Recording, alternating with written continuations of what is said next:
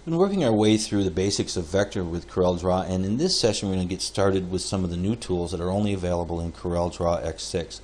And that would be our smear, repel, attract, and twirl tools. I'm going to go ahead and get started with these tools just by looking at how they work working with a simple ellipse.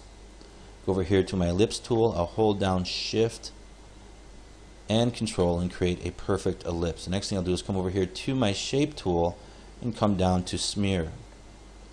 You notice when I select that tool, my properties bar changes to the smear tool. Now we've got a couple of different settings we can set here. We can set our nib radius. You can left click, hold down and push that up, and that'll give you a bigger nib. Or you can hold down Shift and do it right in your workspace, pushing your mouse forward and backwards. We have a pressure setting here.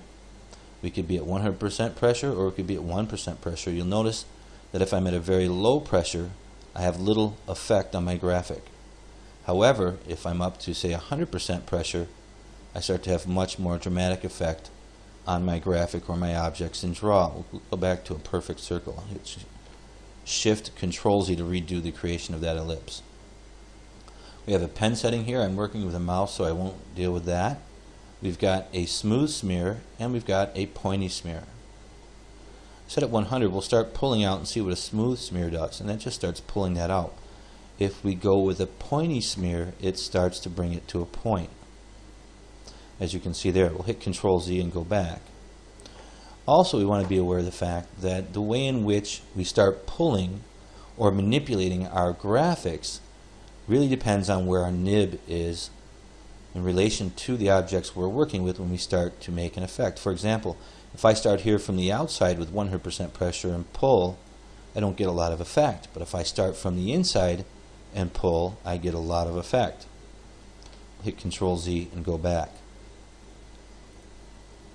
Let's take a look at some of the other tools here. We'll create a simple rectangle and see what some of these other tools do. I'm going to come down here and I'm going to select the Attract tool. And that, if we apply that here, you can see what it does is it starts to bring objects together. Now if I was drawing, say, I wanted to draw a piece of bubble gum wrapped inside of a wrapper, I can start with this tool and bring that in, as you could see there, and then just bring some vector in here to make that effect. I might want to start in something like this here and something like this here, and then I could pull these nodes out and make it look like it was a piece of bubble gum and put a logo on it. I'll hit Control Z here, go back. I want to bring this down to about 6, and we'll see that we get much less effect as we bring our pressure down. Now I could go from my attract to my repel out here on the outside and bring that back out. Let's take a look at the twirl tool. So attract will pull things together, repel will push things out, and twirl will spin things.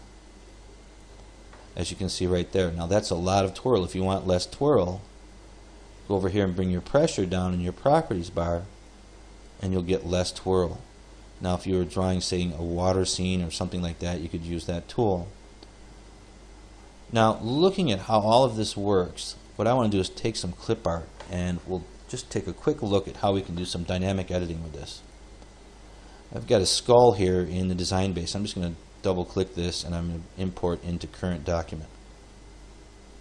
Now that's in my document. Go ahead and click on that and select that. I'm going to go ahead and minimize my design base. I'm going to move this skull down here and we'll take a look at how we can edit this. Now if you've got art assets around clip art and things like this, these tools are going to be very powerful for you because you can do some very dynamic editing of clip art and standard vector graphics in Draw with these tools. Let's take a look at the smear tool here first. I'm going to come down here to the smear tool and I'm just going to go ahead and resize this a bit. I'm going to come to this eye and pull this down. I'm doing the same here, and I'm going to change the look on his face from, let's say, kind of common to a little bit more sinister, like he's got his eyes and brows beating down, as you can see there. Now normally if I had to do that with shaping and with the shape tool and lines and nodes, I've been here for quite a while. I just did that in a matter of seconds. Now if I want to make some other adjustments here, I can go to, say, the Twirl tool, and we'll go ahead and make this quite a bit bigger.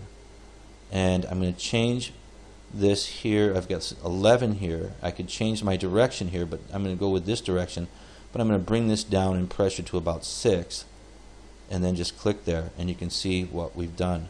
Now see here on this side, I don't want to go that way.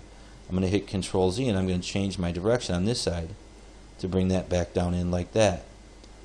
Now with that done, I can go back to my smear tool and pull these eyes out even more here on the side. Go ahead and resize here just a little bit, and we'll pull this up here just to make sure it matches with what's going on with the other eye. And we can resize here a little bit more and pull out some more here. Click, and we'll pull in here and pull in here. So here I've been able to radically change the expression on the face of this skull, literally in a matter of seconds, working with the smear tool. I'm going to double click and bring this skull in again. Import to current document. Go ahead and minimize my design base and click here. There we go. And you can see the change that we've made working with the smear tool. This skull looks much more sinister now. I could do a lot more tweaking with this, and we've got extensive tutorials on the getting started with the CorelDRAW X6 upgrade series at advancedtshirts.com relating to the smear tool and how to work with it. And if you want to get into some more advanced training with that, go check out the other X6 training series on advancedtshirts.com. So we'll go ahead and wrap here with our smear, twirl, attract, and repel tools, and we'll continue in our next session.